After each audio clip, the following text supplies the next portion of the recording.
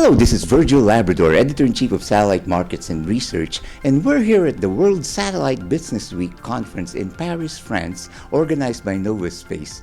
And very, very interesting discussions here on the trends and opportunities where the industry is going. So we have here Mark Dickinson. He's the Chief Technology Officer, the CTO of NSG, which is the Neo Space Group. It's a new satellite, relatively new, 1 year old, a little over a year. But they've done so much in that span of time. So that's what we're discussing. Actually, I've already had some discussions with Mark before. I am the co-chair of the NatSatTel conference, which is held every April, and we talk about trends and opportunities. And he was one of the panelists in that trends. And I asked the panel, where they see the industry is going and what are the segments that will have the most potential for growth.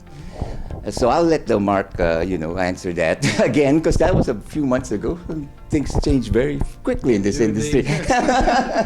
So Mark, give us an overview. Where do you think the key segments, market segments, were the most potential for growth in the industry? Yeah, thank you, Virgil, for this opportunity.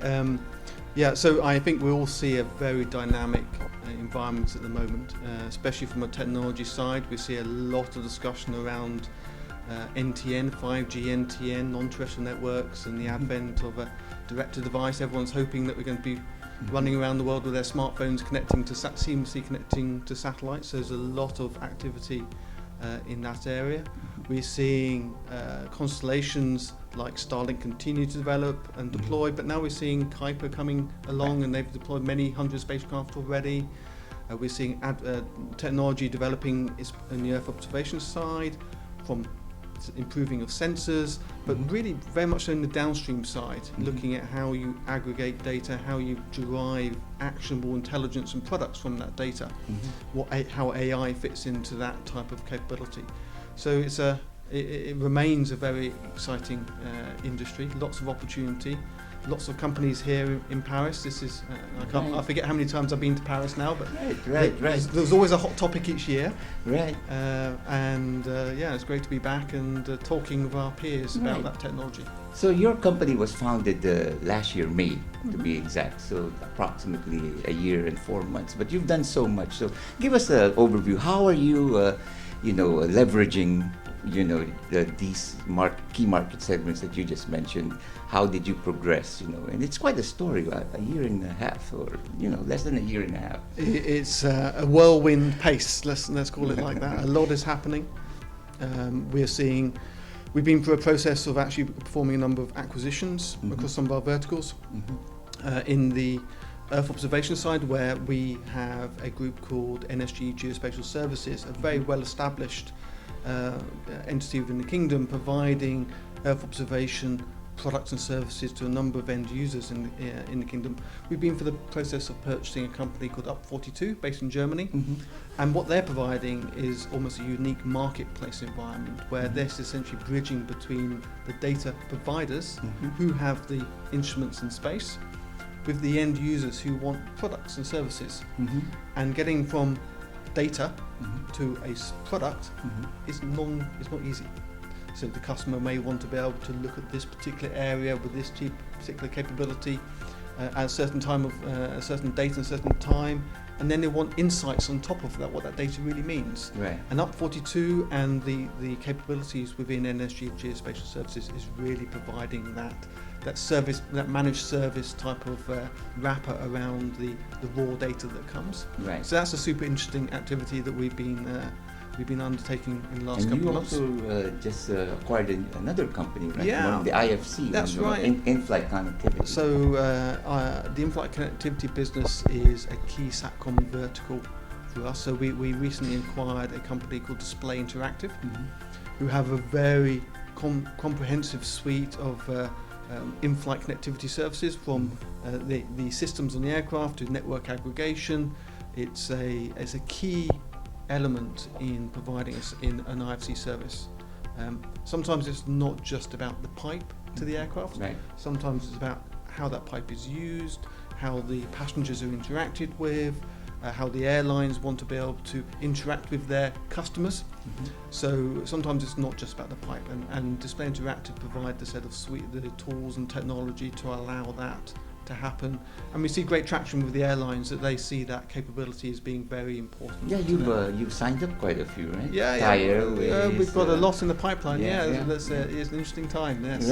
Right. So we got geospatial, you got IFC. Yeah. What else do you see, or were you guys? Yeah, so we're spending a lot of time looking at things around IoT, so Internet of Things, and we're looking at it more from not just from a technology perspective, but look at the use case side. What use cases are we trying to solve in the kingdom and more globally, and then what's the right technology to fit those use cases? That's what keeps you up at night. Yeah, that's your job, right? It is a bit too often. I shouldn't say this as a CTO, but a bit too often we jump to the technology first, when we really need to understand what the customer and the customer experience and what the problems they're trying to get fixed, and can we provide, because a technology that may be suitable for enterprise may not be suitable for smart agriculture or smart cities.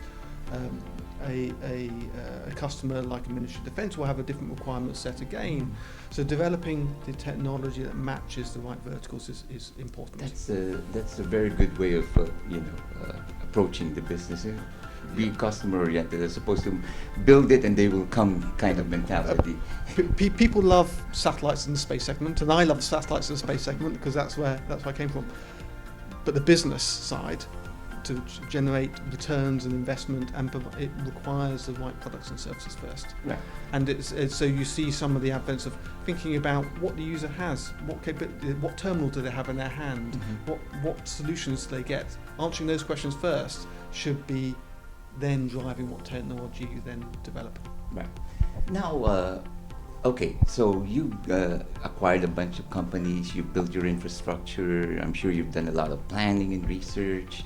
How do you see your position now in the market, and where do you see it in the next few months or years, So NSG was founded as part we're a PIF company, and we're founded to sort of undertake the vision that's in Vision 2030, which is about transforming the Kingdom of Saudi Arabia's economy into a high-tech, and space plays an important environment to that, but very importantly, be able to get skills and capabilities within the kingdom. So we're spending a lot of time looking at how we can serve the kingdom's use cases, the customers in the kingdom.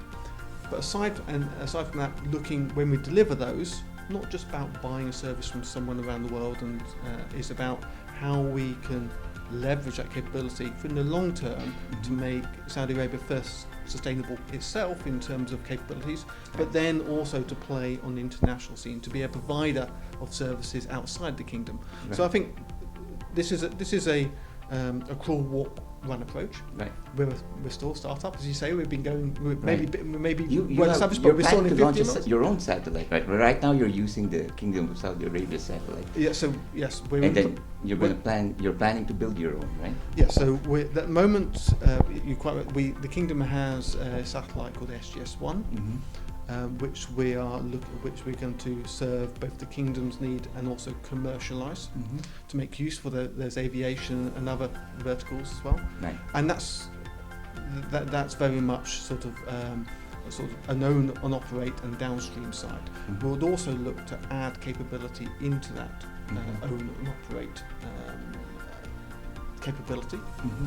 Now, if you ask me, I don't think we're going to be building our own Starlink constellation, because I'm not sure that makes a lot of sense for the kingdom. But what's very important is sovereignty. Right. So I think the geopolitical events that we've seen unfold over the last couple of years has really brought into focus the need for sovereignty and identifying what sovereignty means for the kingdom. The sovereignty for one person can be different from the sovereignty for another person. Right. And as we enter this, we have a period of sort of geopolitical uncertainty, that the countries having their own roadmaps and own capabilities to be able to deliver capabilities and use those capabilities unhindered, right, is very important. So when we're looking at future satellite systems, we have the sort of the Vision 2030 in mind. We have the sovereignty in mind, and we also have can we can we develop capabilities that we can use serving the kingdom, but then also try and commercialize outside the kingdom as well. We have an ambition. We have a bold ambition that we really want to be a major space player in the years to come. And so that's why it's so exciting. Right, and since you've done so much in just a year and a half, it'd be really, really exciting to see what you can do in the next few years. Well, I think we've covered quite a bit of ground here. Mark, is there anything else you want to add? No, I look forward to a great conference and interacting with peers, and thank you very much again for the opportunity, Virgil. Well, thank you, Mark, and for all the news and information in the global satellite industry, you always have Satellite Markets and Research at www.satellitemarkets.com.